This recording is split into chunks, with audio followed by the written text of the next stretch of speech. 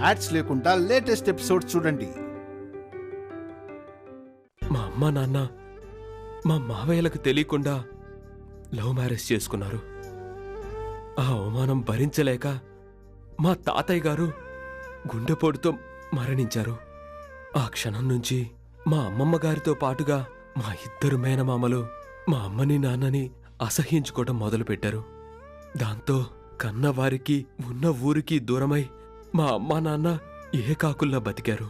నేను పుట్టిన తరువాత ఎన్నోసార్లు తమ పుట్టింటికి దగ్గరవ్వాలని మా అమ్మ ప్రయత్నించింది. మా అమ్మ మీద ప్రేమ ఉన్నప్పటికీ మా మేనమామలు, మా అమ్మమ్మ, మా నాన్న మీదున్న ద్వేషంతో, పగతో మా అమ్మని కూడా దూరం పెట్టారు. బ్రతికుండగానే మా అమ్మకు పిండ ప్రదానం చేశారు. ఈరోజు కూడా నన్ను చూడగానే మా చిన్న మావయ్య అందుకే రంకెలు వేశాడు. నా మీద కోపంతో కాదు, మా నాన్న మీద కోపం. వాళ్ల చెల్లి మీద ఆయనకి ప్రేమ ఉన్నప్పటికీ వాళ్ల పంతం, ప్రతీకారం, పగ ఆ ప్రేమని చంపేస్తుంది. అందుకే మా అమ్మ చావుతో పోరాడుతుందని తెలిసినా కూడా గుండెల్లో ఉన్న ప్రేమని గొంతు దాటకుండా మా మావయ్య జాగ్రత్త పడుతున్నాడు. మా అమ్మ మీద ప్రేమ లేనట్టుగా నాటకం ఆడుతున్నాడు. చాలా బాధగా ఉంది వర్మ.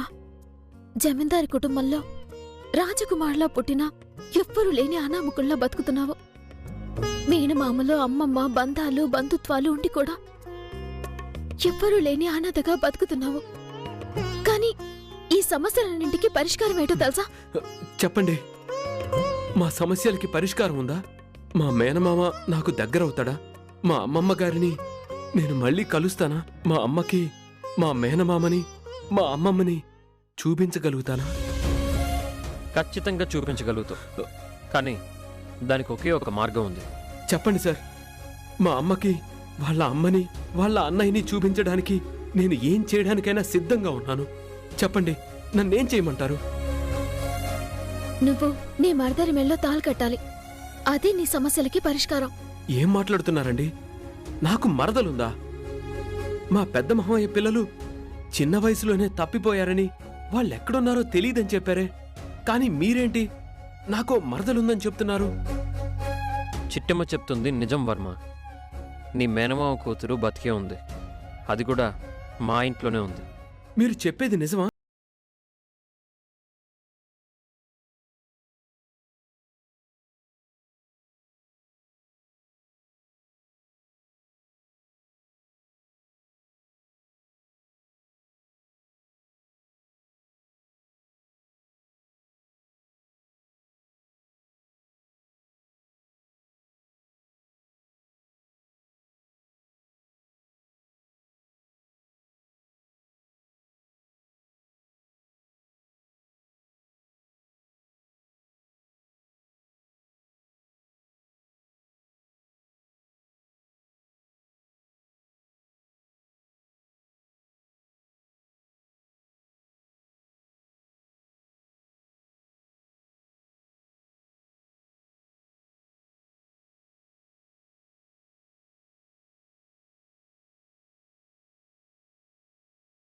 థ్యాంక్ యూ వదినా.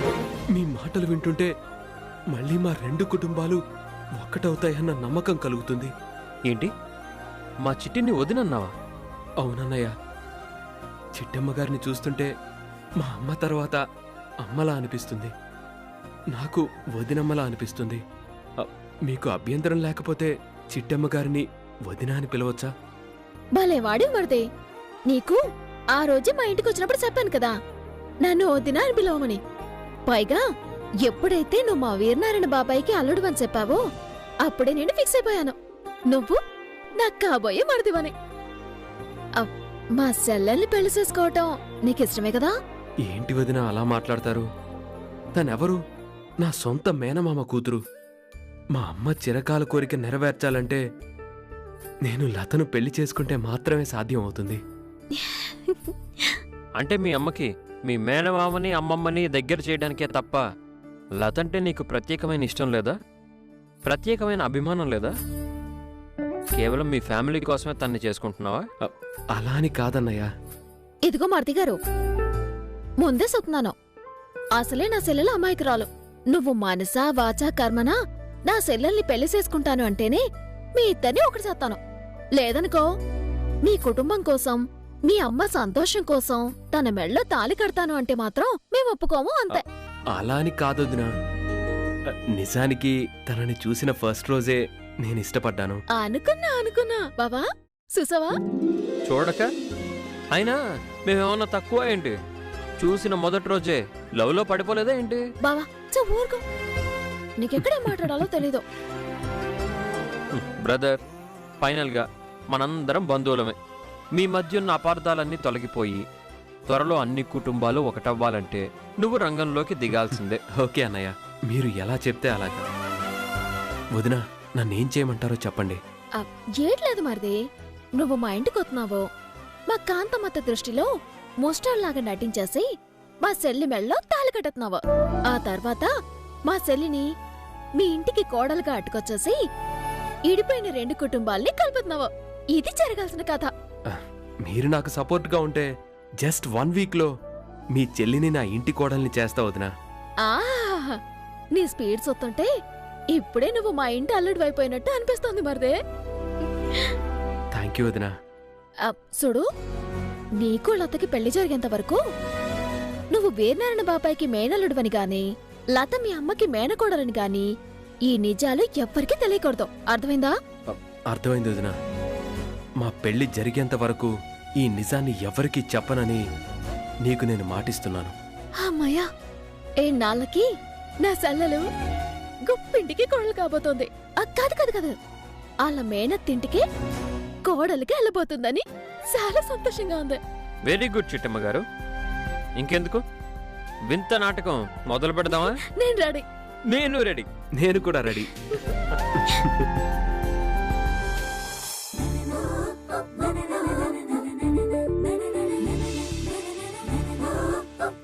అమ్మా, చాలా పేదవాణ్ణమ్మా, కటిక దరిద్రుణ్ణమ్మా. మీకు తోచినంత సహాయం చేసి నన్ను కాపాడండమ్మా.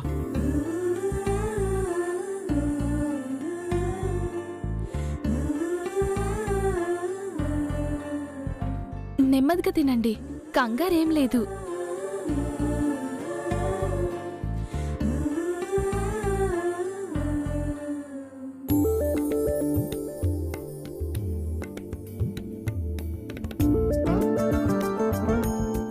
ఒకసారి చెప్పాను వినండి.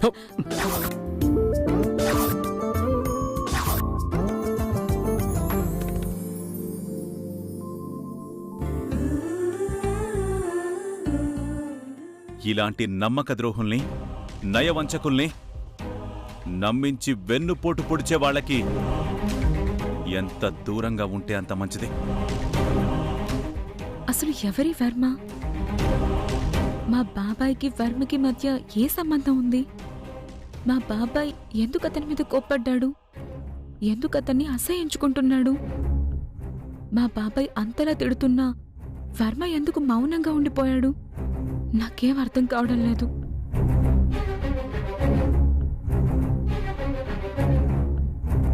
అయినా ఎవరో పరాయి వ్యక్తి గురించి నేనెందుకింత ఆలోచిస్తున్నాను? నేను ఆలోచించకూడదు.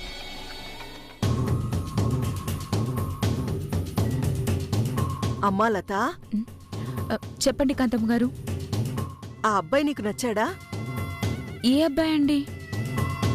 అదేనమ్మా, రోజు మన వీధిలో ముష్టి కోసం వస్తుంటాడే వర్మ. ఆ వర్మ నీకు నచ్చాడా? ఏం మాట్లాడుతున్నారు కాంతమ్మ గారు? ఆ అబ్బాయి నాకు నచ్చడం ఏంటి? అయినా ఈ విషయం నన్నెందుకు అడుగుతున్నారు? ఇంకెందుకు అడుగుతాం? ఆయన సొత్తంటే బాగా బతికి సితికిపోయినోళ్లాగా కనపడుతున్నాడు. ఆడిని అట్టుకొచ్చి నీ కొంగుకు ముడేసామనుకో, ఇద్దరూ కలిసి చక్కగా కాపురం చేసుకుంటారని మాకు ఉద్దేశం. ఏమక్క? కరెక్ట్గా చెప్పావురా తమ్ముడు. ఇది నా ఉద్దేశం మాత్రమే కాదు, ఇదిగో మీ నాన్న ఉద్దేశం కూడా. బాలరాజు, మాట్లాడవేంటి? అవునమ్మ లత, గంతకు తగ్గ బొంత అంటారు కదా, ఇంతకన్నా గొప్ప సంబంధం మీ నాన్న నీ కోసం తీసుకురాలేడమ్మా. చాలే ఊరుకోండి. ఎవరన్నా ఉన్నప్పుడు నాన్న అంటే ఊరుకున్నాను గాని, ఎవరూ లేనప్పుడు కూడా నువ్వు నాకు నాన్నవేంట్రా? ఏ ఏంటే ఇలా మాట్లాడుతుంది నువ్వేనా? అవును కాంతమ్మ గారు, ఇతను నా తండ్రిగా నటిస్తాడు అని అన్నారు. అందుకే సరే అన్నాను.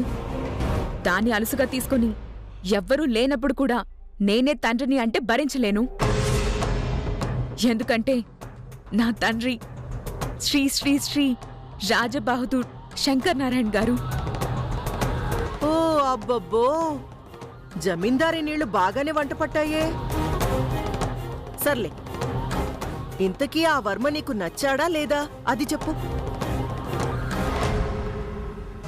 వాడితో మాట్లాడి త్వరలో పెళ్లి సెట్ చేస్తాను. వర్మ అంటే నాకు ఇష్టమే, కాకపోతే కారణం తెలియదు కానీ బాబాయ్కి ఆ వర్మ అంటే అస్సలు ఇష్టం లేదు. మా చిన్నాన్న ఇష్టపడని వాళ్ళని నా ప్రాణం పోయినా నేను ఇష్టపడను, ఇష్టపడలేను కూడా. ఇష్టపడితే తండ్రి లాంటి మా చిన్నాన్నకి నేను దూరం అయిపోతాను. వర్మని అసహించుకున్నట్టే మా చిన్నాన్న నన్ను కూడా అసహించుకుంటాడు. అడుగుతుంటే మాట్లాడవేంటి లత? ఆ వర్మంటే నీకిష్టమా కాదా? లేదండి, ఆ వర్మ అంటే నాకు ఇష్టం లేదు. ఏ ఆడికేటి తక్కువ? అందంగానే ఉన్నాడు కదా, పైగా 4 ఈదులు తిరిగి అడుక్కుంటాడు. 4-5 రకాల కూరలు కూడా వస్తాయి. ఎంచక్క రోజుకు 4-5 రకాల ఐటమ్స్ తినొచ్చు. నువ్వాగరా లత, నీ బాధ నాకు అర్థమైంది. పోయి ఒక ముష్టివాణ్ణి పెళ్లి చేసుకోవడమేంటా అని బాధపడుతున్నావు, అంతే కదా? అది కాదమ్మా. నీ బాధను నేను అర్థం చేసుకున్నాను. అందుకనే నయానో భయాన్నో వాణ్ణి ఒప్పించి మనింట్లోనే పనికి కుదిరిస్తాను. వాడితో ఆ ముష్టి పని ఆపించి ప్రయోజకుణ్ణి చేస్తాను. ఆ తర్వాత నీకిచ్చి పెళ్లి చేస్తాను. ఏమంటావ్? అతను మన ఇంట్లో పనిచేయనన్నాడు కదండి. వాడి బొంద. నేనిచ్చే జీతం కంటే ఆ ముష్టి ఆదాయమే ఎక్కువ వస్తున్నట్టుంది. అందుకే వద్దు అన్నాడు. ఓ 2 రోజులు కడుపు మాడిందనుకో, ఆ తర్వాత వాడే పరిగెత్తుకుంటూ వస్తాడు. చూడమ్మా లత, వాడు మన ఇంట్లో పని చేస్తాడా లేదా అన్న విషయం పక్కన పెడితే, వాడు గనక ఆ ముష్టి పని మానేసి పద్ధతిగా పని చేసుకుంటే వాణ్ణి పెళ్లి చేసుకోవడం నీకిష్టమేనా? అది చెప్పు. మీరన్నీ చెప్పినా నేను అతన్ని పెళ్లి చేసుకోలేనండి. ఏ ఎందుకు చేసుకో? వాడితో ముష్టి పని ఆపిస్తానని మాటిచ్చాను కదా. మీరు మాటిచ్చినా అతనంటే మా బాబాయ్కి ఇష్టం లేదండి. మా బాబాయ్కి ఇష్టం లేని వాడిని నేను పెళ్లి చేసుకోలేనండి. దయచేసి ఈ విషయంలో నన్ను బలవంతం చేయకండి.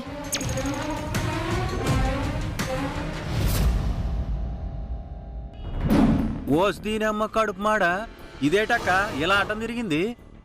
తిరుగుతుందిరా, తిరుగుతుంది. ఎంతైనా జమీందారీ కూతురు కదా, ఆ మాత్రం కోపం ఉంటుందిలే.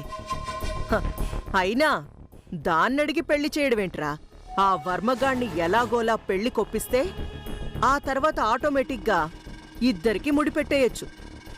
కరెక్ట్గా చెప్పావక్క. కాకపోతే ఆ ముష్టెదవ మన ఇంట్లో పనికి ఒప్పుకుంటాడా అని. వాడొప్పుకునేదేంట్రా?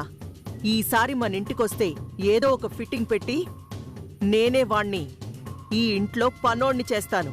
ఆ తర్వాత లతకి వాడికి పెళ్లి చేసేస్తా. నువ్వు సూపర్ అక్క.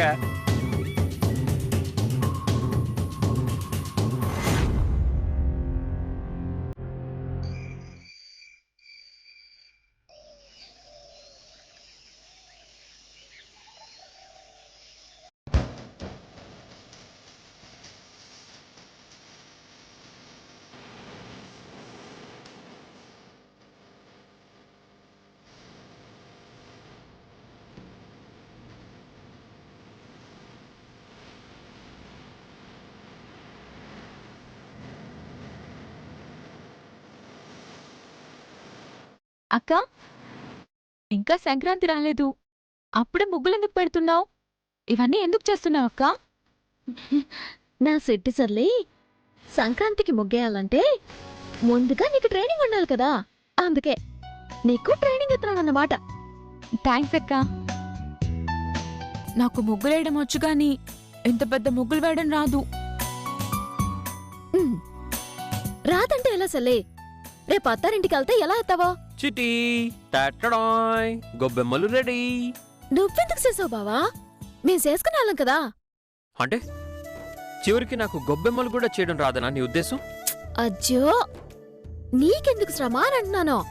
ఇందులో శ్రమే ఉంది చిట్టి మిఠాయి. ఆ ముగ్గుని చూస్తుంటే, నా చేతిలో ఉన్న ఈ గొబ్బెమ్మల్ని చూస్తుంటే నాకేమనిపిస్తుందో తెలుసా? ఏడనిపిస్తుంది బావా?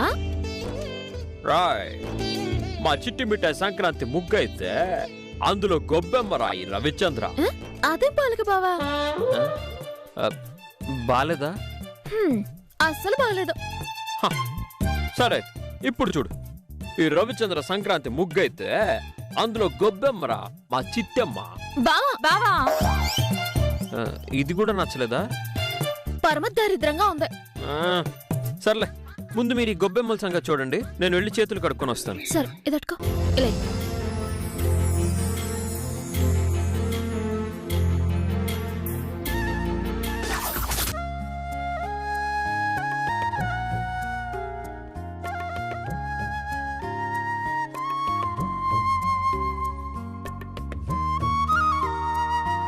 బాబుగారు, 11 రోజులు బిచ్చం ఎత్తుతానన్న మీ మొక్కు ఈ రోజుతో తీరిపోతుంది కదా బాబు? అవును వీరాస్వామి, ఈ రోజుతో నా మొక్కు తీరిపోతుంది. కానీ అమ్మ ఇంకా మామూలు మనిషి కాలేదు. తిరిగి మళ్ళీ మా అమ్మను మామూలు మనిషిగా ఎప్పుడు చూస్తానో ఏంటో.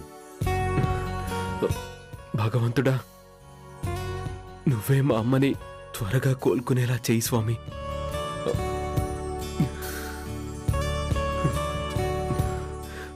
మీరిక్కడే ఉండండి.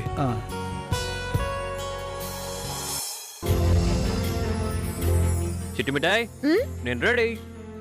దేనికి బావా? అదే, తమ్ముడు వస్తున్నాడుగా, గ్రాండ్ గా వెల్కమ్ చెప్పడానికి. ఏంటి బావా, నీకు తమ్ముడున్నాడా? అతను ఈ రోజు వస్తున్నాడా? ఈ బావకుడు ఉన్న చోటు ఉన్నాడు, ఏదో ఒకటి అంటానే ఉంటాడు. లత, నీ బావ మాటలు నమ్ముతున్నావా? నిన్ను ఏప్రిల్ ఫూల్ చేద్దామని అలా చెప్తున్నాడు అంతే. ఏప్రిల్ ఎప్పుడో వెళ్ళిపోయింది కదా. అప్పుడు చేయలేదని ఇప్పుడు చేస్తున్నా లత, అంతే. అలా కూడా చేయొచ్చా బావా? ఎప్పుడో వచ్చే సంక్రాంతికి మీ అక్క ఇప్పుడు ముగ్గులు పెట్టట్లేదా? ఎప్పుడో వెళ్ళిపోయిన ఏప్రిల్ ఫూల్ కి నేను ఇప్పుడు చేస్తే తప్పేంటి? అవును, సేచు బావా, సేచు.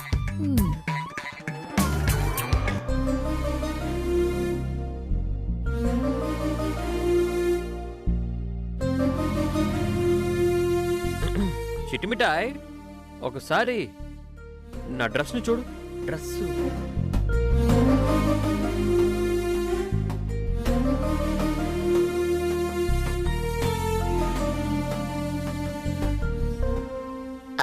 సలి, ఈ గొబ్బెమ్మల మీద పెట్టడానికి ఇంట్లో పోలుంటాయి, వెళ్ళట్రా.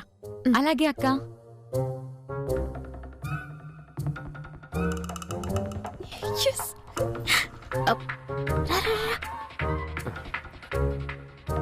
వదినా, ఇదిగో మరిది, చెప్పిందంతా గుర్తుందిగా? పూర్తిగా గుర్తుంది వదినా. ఇప్పుడేంటి, ఈ ముగ్గు మొత్తం సర్వనాశనం చేయాలి, అంతే కదా? హలో, ఓన్లీ ముగ్గే కాదు, నేను చేసిన గొబ్బెమ్మలు కూడా ఉన్నాయి. వాటిని కూడా సర్వనాశనం చేయాలి, లేదంటే నేను ఫీల్ అవుతాను. అన్నయ్య, పొయ్యి పొయ్యి పేడలో కాలు పెట్టమంటావా? అచ్చో, ఆయన సంగతి వదిలే మరిది. లత వచ్చేలోపు నీ పర్ఫార్మెన్స్ అంతా స్టార్ట్ చేసాయి. అలాగే వదినా. ఇదిగో మరిది, నిన్ను మాట మార్చమని చెప్పాను కదా. మారుద్దాం అనుకుంటున్నాను వదినా, కానీ ఎలా మార్చాలో అర్థం కావట్లేదు. అలాంటి వాటిల్లో మేము చాలా ఎక్స్పర్ట్ బ్రదర్. మమ్మల్ని చూసి ఫాలో అయిపోండి.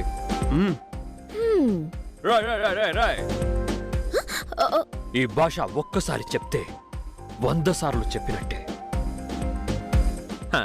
ఎలా చెప్పాను చిట్టిమిఠాయి? ఇప్పుడు నువ్వు ఎవరిని మిమిక్రీ చేసావు బావా? చేసే ముందు మాతో చెప్పాలి కదా, మేము కొంచెమైనా కనపడతాము. చిట్టిమిఠాయి, నువ్వు వాగు బావా. ఇదిగో మరిది, మా సెల్ వచ్చేస్తుంది, నువ్వు పేరున కాని. అలాగే వదినా, ఇప్పుడే చేసేస్తా. కానీ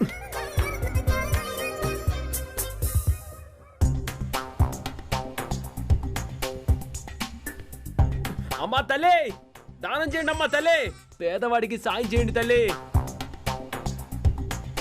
కొంచెం బువ్వెట్టు తల్లి, బాగా ఆకలితో ఉన్నానమ్మా. ఎంతో కష్టపడి వేసిన ముగ్గుని మొత్తం నాశనం చేశావు. అవును లత, నేను ఎంతో కష్టపడి చేసిన గొబ్బెమ్మల్ని కూడా తొక్కి పారేశాడు.